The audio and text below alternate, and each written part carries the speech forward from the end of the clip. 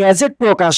IMF এর ষড়যন্ত্র রুখে দুপুর 12টা 30 মিনিটে নবম পে স্কেল গ্যাজেট প্রকাশ অর্থ মন্ত্রণালয় ওয়েবসাইটে। তো বন্ধুরা, এই বিষয়টি নিয়ে বিস্তারিতভাবে আলোচনা করতেছি আজকের এই ভিডিওটিতে, তাই ভিডিওটি সম্পূর্ণ মনোযোগ সহকারে দেখার জন্য অনুরোধ রইল। এবং যারা যারা এখন পর্যন্ত আমাদের এই চ্যানেলে নতুন সদস্য রয়েছেন তাদেরকে সাবস্ক্রাইব করার জন্য অনুরোধ রইল। তো বন্ধুরা, বিশ্ববাজারে অর্থনৈতিক অস্থিতিশীলতা এবং আন্তর্জাতিক অর্থলগ্নি সংস্থা আইএমএফ এর কঠোর সত্য ও চাপ সামলে অবশেষে বহুল আলোচিত নতুন পে স্কেল পূর্ণাঙ্গ রূপরেখা উন্মোচন করেছে সরকার।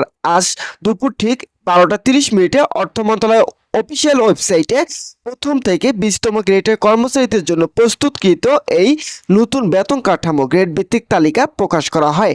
দীর্ঘদিনের প্রশাসনিক আলোচনা ও আন্তর্জাতিক ঋণদাতা সংস্থার সঙ্গে টানা আলোচনার পর সরকারের এই অবস্থানকে দেশের সরকারি কর্মকর্তা কর্মচারীদের সামাজিক সুরক্ষা নিশ্চিত করার ক্ষেত্রে এক যুগান্তকারী পদক্ষেপ হিসেবে দেখেছেন সংশ্লিষ্টরা। আন্তর্জাতিক অর্থনৈতিক মন্দার প্রেক্ষাপটে বৈদেশিক ঋণের অন্যতম শর্ত হিসেবে দেশের অভ্যন্তরীণ পে স্কেল দীর্ঘকাল স্থগিত রাখার জন্য সরকারের উপর চতুর্থমুখী বৈশ্বিক চাপ অব্যাহত ছিল।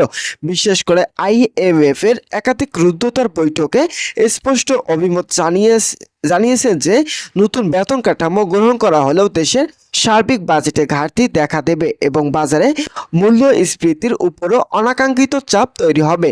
সংস্থাটির বিকল্প হিসেবে বেশ কয়েকটি করা প্রস্তাবে কালে ধরে, যেমন পে স্কেল সম্পূর্ণ স্থগিত রেখে কেবল সাময়িক মহার্ঘ ভাতা ও রেশন সুবিধা চালুর সুপারিশ, অথবা প্রথম ধাপে শুধু 11 থেকে 20তম গ্রেডের কর্মচারীদের বেতন বাড়িয়ে প্রথম থেকে 10তম গ্রেডের কর্মকর্তা এবং আনুতোষিক ভাতা বৃদ্ধিকে পরবর্তী অর্থ বছরের রাজস্ব পর্যালোচনার উপর ছেড়ে দেওয়া। এছাড়াও মূল বেতন অপরিবর্তিত রেখে কেবল বাড়ি ভাড়া ও চিকিৎসা ভাতা আংশিক বৃদ্ধির প্রস্তাবও ছিল তাদের তালিকায়। তবে আইএমএফ এর এসব নীতিগত বাধা বিকল্প প্রস্তাবনা নিয়ে অর্থ মন্ত্রণালয়ের জ্যেষ্ঠ কর্মকর্তা, রাজস্ব বোর্ডের উপদেষ্টা এবং মন্ত্রী পরিষদের সচিব কমিটির বিস্তারিত বিশ্লেষণের মাধ্যমে কর্মচারীদের পক্ষে সিদ্ধান্ত গ্রহণ করা হয়। দেশের অভ্যন্তরে নিত্য প্রয়োজনীয় পণ্যের অস্বাভাবিক মূল্যস্ফীতি ও জীবনযাত্রার ক্রমবর্ধমান ব্যয়ের বিষয়টি বিবেচনা নিয়ে সরকার সংস্থাটি সমস্ত বিকল্প সুপারিশ প্রত্যাখ্যান করার চূড়ান্ত সিদ্ধান্ত নেয়। প্রকাশিত নীতিমালা ও নতুন বেতন কাঠামো পর্যালোচনা করে দেখা গেছে সরকারের এই সিদ্ধান্তে তুলনামূলক নিম্ন স্তরের কর্মচারীদের বেশি প্রাধান্য দেওয়া হয়েছে। তো বন্ধুরা, ভিডিওটি এই মুহূর্ত পর্যন্ত এসেও এখন পর্যন্ত যারা যারা আমাদের এই চ্যানেলে নতুন সদস্য রয়েছেন তাদেরকে চ্যানেলটি সাবস্ক্রাইব করার জন্য বিনীতভাবে অনুরোধ রইল।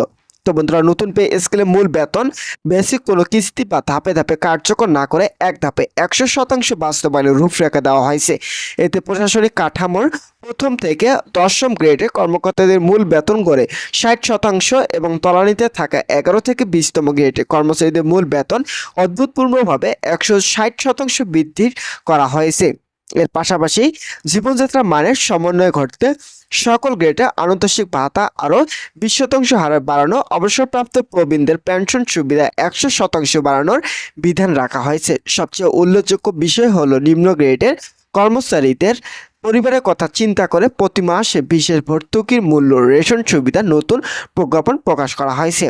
নতুন বেতন তালিকায় সুনির্দিষ্ট অনুক্রম অনুযায়ী প্রথম গ্রেডের মূল বেতন নির্ধারণ করা হয়েছে 1,56,000 টাকা, দ্বিতীয় গ্রেডে 1,38,000, তৃতীয় গ্রেডে 1,24,000, চতুর্থ গ্রেডে 1,12,000, পঞ্চম গ্রেডে 1,02,000, ষষ্ঠ গ্রেড 92,000, সপ্তম গ্রেডে 84,000, অষ্টম গ্রেডে 76,000, নবম গ্রেডে 78,000, দশম গ্রেডে 60,000 টাকা গিয়ে ঠেকেছে। একইভাবে 11তম গ্রেডে 52,000, 12তম গ্রেডে 46,000, 13তম গ্রেডে 40,000, 14তম গ্রেডে 35,000, 15তম গ্রেডে 31,000, 16তম গ্রেডে 28,000, 17তম গ্রেডে 26,000, 18তম গ্রেডে 24,500, 19তম গ্রেডে 23,200 টাকা এবং সর্বনিম্ন 20তম গ্রেডে কর্মচারীদের মূল বেতন 22,000 টাকা নির্ধারণ করা হয়েছে। অর্থনীতিদের মতে নতুন পে স্কেলের ফলে বাজার যেন অস্থিতিশীলতা এবং মূল্যস্ফীতি বৃদ্ধি না পায় সেজন্য অর্থ মন্ত্রণালয়কে কার্যকর বাজার মনিটরিং ও অতিরিক্ত রাজস্ব আহরণের দিকে কঠোর নজর দিতে হবে। অর্থ মন্ত্রণালয়ের সর্বশেষ তথ্য